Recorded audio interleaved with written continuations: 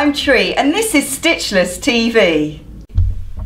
And today we are going to make the most amazing sculptural African print necklace. So tonight I've got to go to this black tie event with my other half. And you know what? I find it so boring, don't tell him. And you got to get all dollied up and I just feel really uncomfortable. So I've got this dress with bucket pockets, of course. But I just want to kind of funk it up a little bit. So I'm going to show you the most amazing necklace.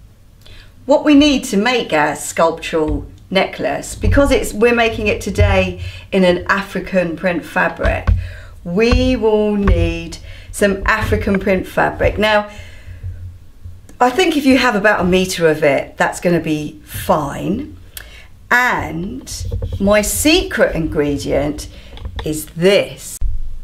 Now, I've discovered, because I don't have a garden, so I'm not much of a gardener, but I went into my local DIY store and I've discovered that they do this stuff which is called soft garden twine.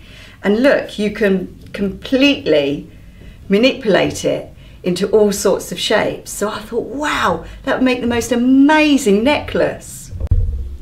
Now, what we do is we cover the soft garden twine in fabric. So we cut our fabric into strips that are going to be wide enough to cover the garden twine with a little bit extra so that it's easy to trim it back afterwards. But the really, really important thing is that we have to cut, when we cut our strips, we have to cut it on the cross. So we're cutting it across 45 degrees across the fabric. You also need these barrels that are used in jewellery quite a lot. Mine are 7 to 8 millimetre diameter barrels, and I'll use that to fasten the necklace at the back. And when you put the garden twine in that's covered with the fabric, you need to stick them in there with this jewellery glue that's usually used for gems and rhinestones. So I've cut out my diagonal strips, which meant I cut the fabric on the cross, and look, it's just like cutting bias binding. Look at that stretch. And we need that stretch because when we cover the garden twine, we're going to be manipulating that shape, so it's got to be able to get round bends.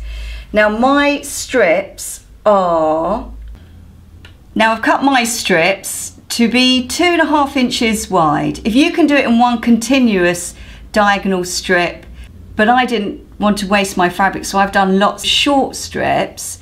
Now, if you do have to join your diagonal strips together, you've got to do something like this.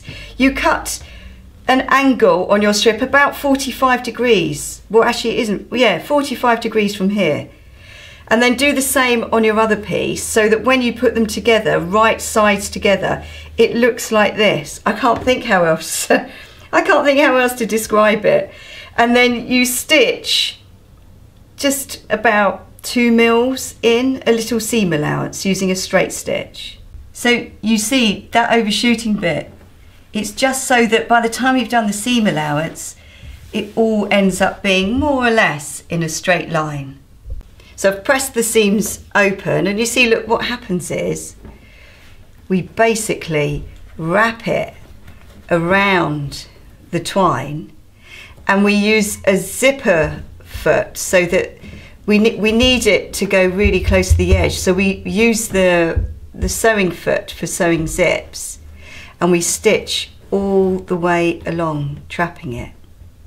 Now I'm sure lots of you are aware of all the African rope necklace tutorials, and with those you are actually able to create a tube, turn it the right way round and pull the rope through, but it just doesn't work with this because it's too sticky, you can't grab hold of anything. I've tried dipping it in talcum powder, all sorts of things, but I can't do it. But if you can, I want to know about it. So I'm going to have to change my foot to a zip foot. Now a zip foot means that there's nothing on one side, so you can get up really close. My zipper foot looks like this. I'm not cutting my twine because I just don't know how long I want it to be. So I'm just going to cover it, and wherever the fabric stops, that will be where I stop. So you've got to get as close as possible to your twine. So it'll be any foot, like a zipper foot or a piping foot. You've just got to get as close as possible. So straight stitch. I'm just going to go backwards and forwards a bit, and just so. Now what I would say is, remember, we've got our strips cut on the cross, so you need to keep an eye on that because they might want to twist a bit. And I'm kind of pushing it as tight as possible and sewing. But don't sew onto that twine because then you'll break a needle. So when you get to where you think it's long enough, just go backwards and forwards and just come off the machine. We end up with this, but it's not going to look like this because we're going to trim it back now and make it look really neat. Now I'm cutting it about a large millimetre away from the edge, and I'm going to do that all the way down with a nice sharp pair of scissors. Just keep doing it all the way down. Now don't worry about cutting the garden twine. Look how easy it is to cut. It is really easy. Oh look, there you go, really easy to cut. Now I have a dilemma. My sister Shaz prefers it with just the raw edge. If you're doing it in leather, definitely that raw edge, just cut 1 large millimetre away is perfect. Now if you're doing it in fabric, it also looks good. So this is just with the raw edge, but I love to complicate a project. So I'm going to show you how to fray that edge for a more kind of crafty textile look. To get that kind of frayed edge, all I do is I'm just scratching it up with my nail. Now you might want to do this whilst watching TV because it can take quite a while, but just sort of, I've got 2 fingers together and I'm kind of scratching it up. So this is what it's like with the frayed edge. I think it's a personal taste thing. I feel like it looks a bit more crafty, arty like this. Decide how long you want it to be, and then when you have decided, then you can cut it. And remember, that's simply a matter of trashing your favourite scissors. This is that moment when we have to squash it into this barrel, which I was finding quite tricky, but there we go.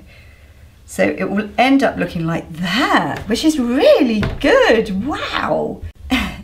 Next, what we need to do is we need to glue these barrels into place. So I'm assuming that I put loads of glue on the actual necklace, loads of glue inside the actual barrel, and then push it on and hope for the best. It's a little bit messy, but apparently it dries clear. So I'm really pushing it in hard, and the glue sort of squidging out. I've let the glue go off just for 10 minutes. Hope that's enough. You ready? Sit down because you're not going to believe it. Look at this. Look. Now that is pretty amazing. And shall I try it on? I think so. So I've got my opening. I'm going to do it up. Might need to have a little look. Hang on. Slight adjustment.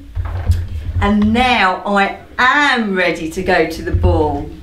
Now I don't need to tell you the possibilities because I know that your brain's just going crazy at the moment. But here are just a few ideas. Imagine it in leather. That would be fantastic. Imagine if you were to put rings on it with maybe some pom-poms, do that whole kind of African thing. Fantastic. Now if you do any of these necklaces, please go on, show me, share them on my Facebook page, Stitchless TV Sewing Channel or Stitchless Tree. I love it. Thank you so much for watching Stitchless TV. See you again soon. Bye.